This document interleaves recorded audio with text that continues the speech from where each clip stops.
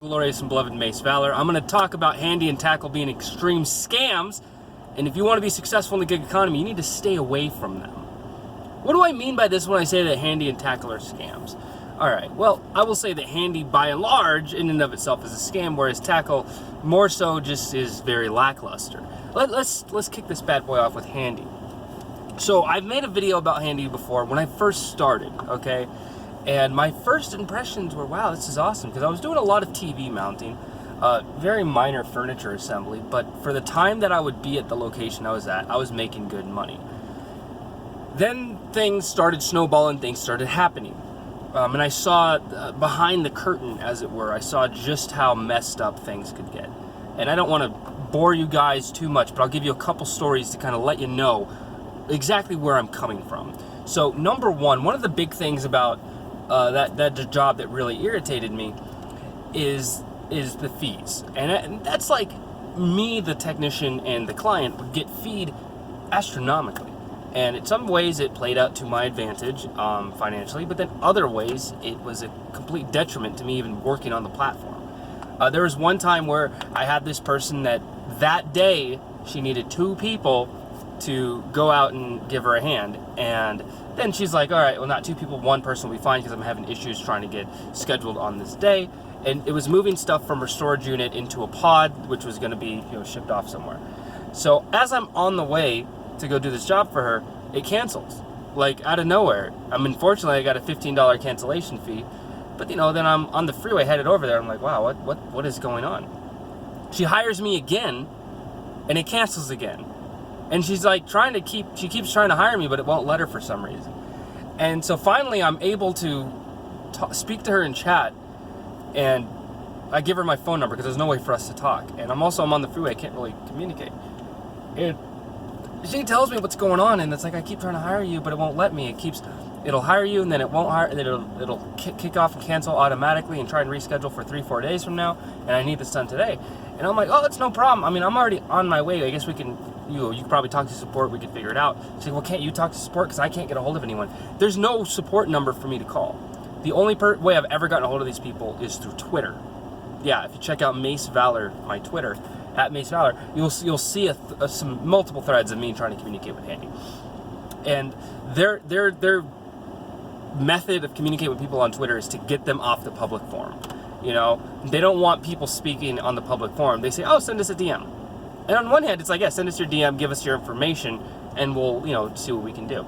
No, the moment that you private message them, the moment that you get that dialogue started, they ghost you. It's pointless. So then you go back on and you put screenshots of them ghosting you with timestamps and everything, and then they finally help you. So support's really bad, and then, trying to get the app to work same day for a client that's, wants to hire you and you're on your way, it's very stressful.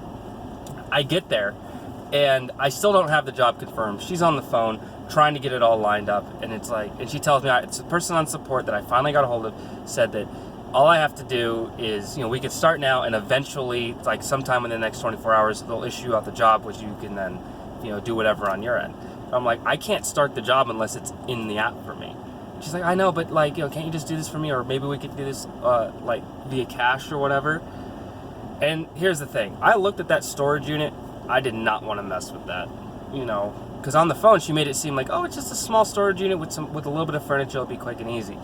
This was a massive storage unit. This was a big move for me to do with her help. It wasn't going to take all day, but at the same time, it wasn't going to be done in like an hour or 2. So for the amount of pay that I was going to get for the amount of time that I knew I was going to be there after seeing it firsthand, I'm like, this isn't going to be worth it. What, I'm going to make, $50 off of, 3 hours worth of work? No, that's not how I operate what I do. I operate at a profit. My time is the most valuable. And this is around the time where I'm starting to get into TaskRabbit. I was just focusing on Handy and Takl at the time, primarily. But then eventually, so that job ended up, I didn't do that job. I told her, like, hey, I'm sorry, I can't do this job unless it's in the app. I know I'm here and everything. I know it sucks. I agree, but this is my livelihood. This is what I do for work. I can't go outside of anything that, it's like, well, that's what the people in support said. They didn't tell me anything. So unless I hear directly from them, I'm sorry, I can't help you. And then I left. And I ended up making $30 because of how the app kept screwing up and canceling the job. Don't know if she paid for that or not. Hopefully she wouldn't have. Hopefully that was just, that was on Handy's end. But one of the things that kind of pissed me off about the client end is that every time they did that, I heard this on the phone when she was with support, is that they kept giving her fees, $15 fees for fucking cancellation. Well, actually, it was a lot higher than that. I think it was a $20 fee or whatever for cancellation. And they wouldn't help her. Not at all. They would not help her at all. It's like, oh, well, we'll credit we'll give you a credit. So for a future job. It's like, no, I want my money back. And I guess that she had paid like $150. Handy was going to take $100 and I was only going to get $50 for all of this work. How is that fair? Now, don't get me wrong. I think that companies need to make a profit, okay? They're in this game for money. So it makes perfect sense for them to take, a percentage of what's due.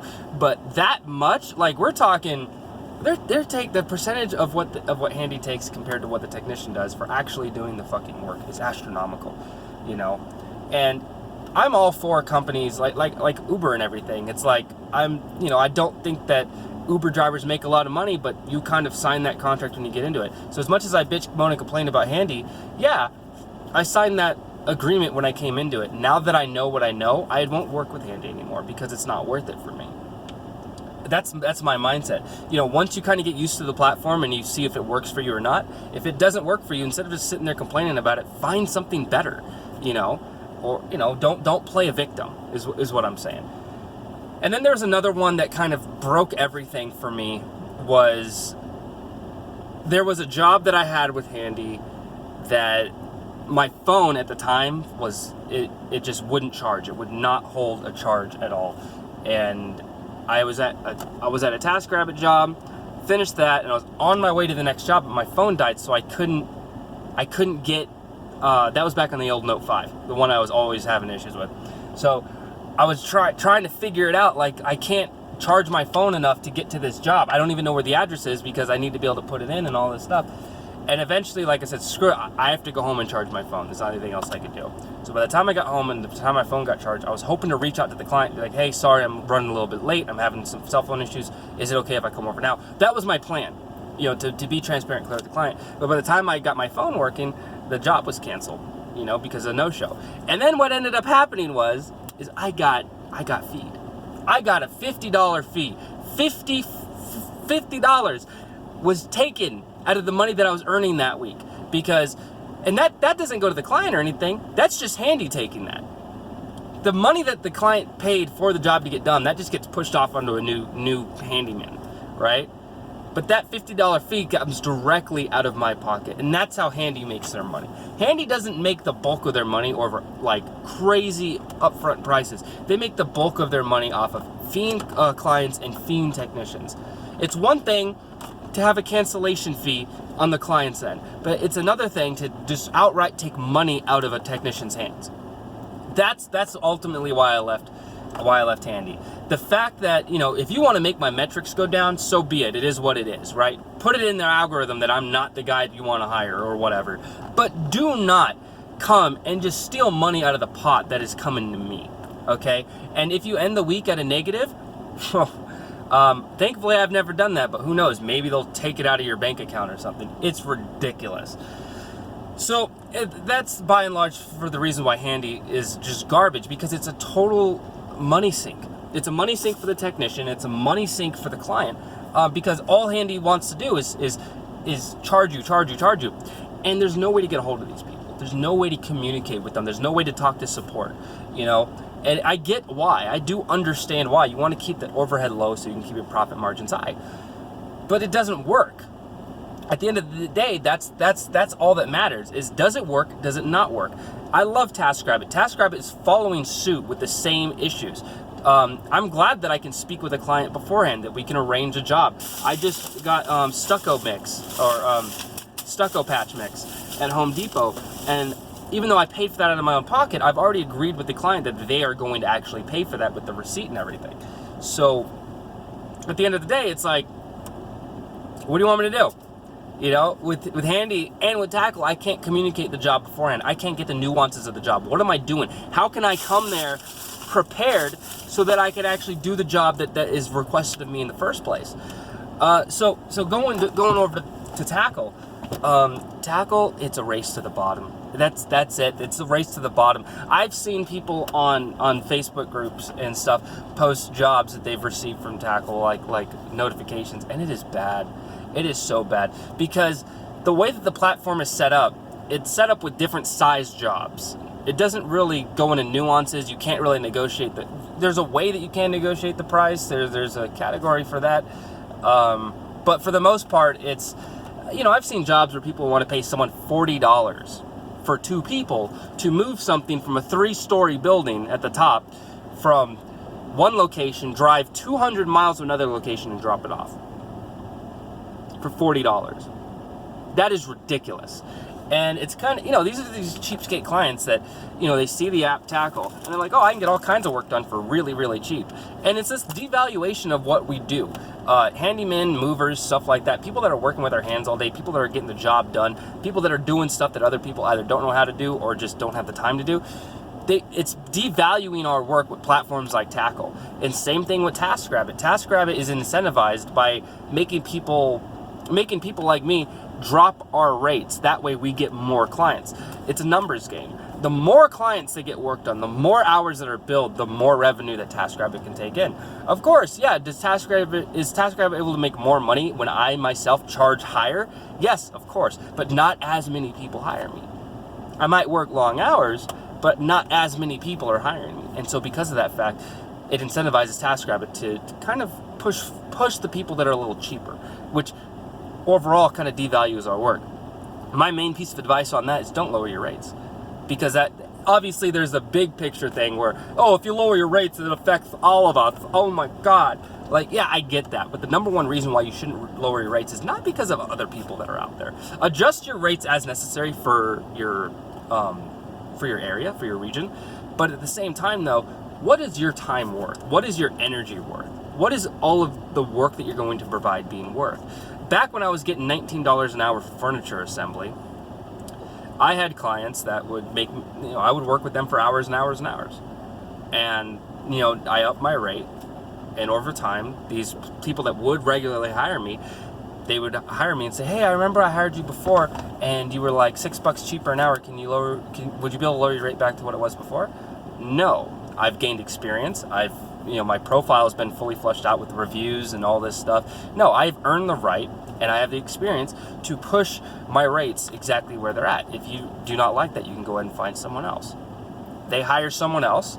A week later, I get hired again by the same person that didn't like my rate. Oh, hey, yeah, we hired someone else, but they kind of fucked up all this shit at our house while they were working on this thing. Would you be able to come over and fix it? Oh, yeah, sure. I'm going to have to expense it, though. Oh, you didn't expense stuff before. It's like, yeah, because before I was just starting out. If you want my services now, things have kind of changed, all right? You need me to fix these things, install these things, repair what was damaged from the person that came before. There's a couple things extra that I'm going to need. So, but then people start to get it. People start to get it after a while. I don't nickel and dime people. I only do what's fair. My rates are relatively competitive. I did a job for the other day, and I'll probably make my own standalone video about it, but it was something else. Let's just say that. I'll save that for another video. But what I'm saying is Takl's a good backup, because there are some jobs that you get, like I had a job where I had to drive 15 miles away, but it was for $50. I drove 15 miles one way, 15 miles back, and all I had to do was replace an air filter. That's it. And the only reason why I had to do it is because the lady was afraid of heights and how high up it was, and she didn't want to call for an HVAC company to come out. I was like, fine, yeah, I can do that. And it was a nice backup while I had it, but there was too many jobs on Takl where the value of my work was so devalued, it didn't make sense to me even being there. There was a job that I went to for $120. The lady's like, oh, I need my weeds with the poison on them. I need my weeds sprayed, and I need these hedges trimmed. And I'm like, wow, this is gonna take like 5-6 hours, for these hedges with the tools that I have. And I was like, well, it's $120. I really need the money right now, so I'll do it.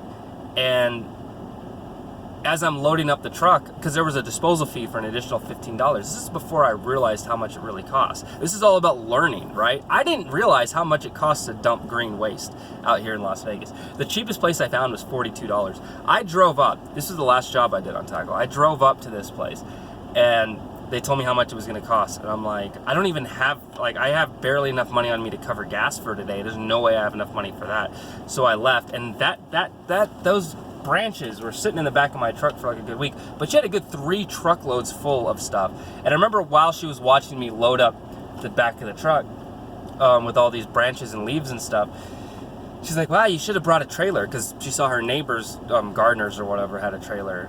And I was like, it's not like that. And she's like, what do you mean? It's like, all right, so when you hire someone on Takl, we're just someone that's out in town, basically. And I'm someone that saw you needed help, and, you know, I had stuff that I could help you with. But even if you read on the disposal fee that you paid for, say, yeah, I paid the disposal fee.